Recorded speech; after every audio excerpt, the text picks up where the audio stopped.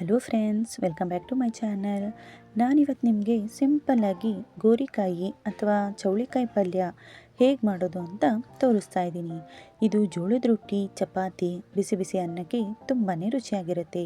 ನಿಮಗೆ ಈ ರೆಸಿಪಿ ಇಷ್ಟ ಆದರೆ ಕಮೆಂಟ್ ಮಾಡಿ, ಲೈಕ್ ಮಾಡಿ, ಶೇರ್ ಮಾಡಿ ಫ್ರೆಂಡ್ಸ್.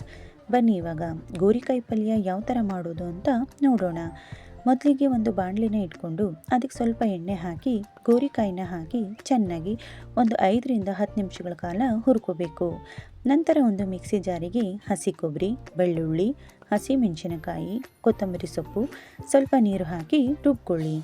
ಮತ್ತು ಒಂದು ಬಾಣಲಿಗೆ ಸ್ವಲ್ಪ ಎಣ್ಣೆ, ಸಾಸಿವೆ, ಕರಿಬೇವು ಸೊಪ್ಪು, ಈರುಳ್ಳಿ ಹಾಕಿ ಈರುಳ್ಳಿ ಕೆಂಪಗಾಗೋವರೆಗೂ ಚೆನ್ನಾಗಿ ಫ್ರೈ ಮಾಡ್ಕೊಳ್ಳಿ.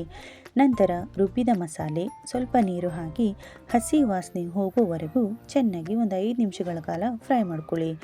ಅದಕ್ಕೆ ಅರಿಶಿನ ಹಾಕಿ ಈಗ ಹುರಿದಿಟ್ಕೊಂಡಿರೋ ಗೋರಿಕಾಯಿ ಮತ್ತು ರುಚಿಗೆ ತಕ್ಕಷ್ಟು ಉಪ್ಪು, ಮತ್ತು ಇದು ಗುರೆಳ್ಳು ಚಟ್ನಿ ಅಂತಾರೆ ಫ್ರೆಂಡ್ಸ್. ಇದು ನಮ್ಮ ಉತ್ತರ ಕರ್ನಾಟಕದ ಕಡೆ ತುಂಬ ಫೇಮಸ್ಸು.